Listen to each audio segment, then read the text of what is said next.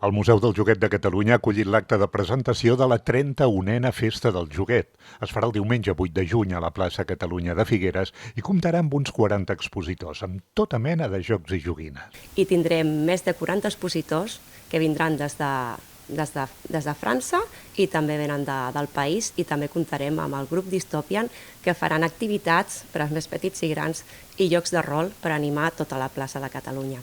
Per crear un espai del temps on es poden prolongar les infanteses o tornar-hi, així de manera onírica o vivencial a través dels objectes, i per trobar-nos tots els que ens agrada reviure aquests moments. La Festa del Joguet també permetrà descobrir al Museu del Joguet dues cartes manuscrites que el poeta, escriptor i dramaturg granadí Federico García Lorca va escriure a Anna Maria Dalí, la germana del pintor Salvador Dalí, en qui tenia una gran amistat.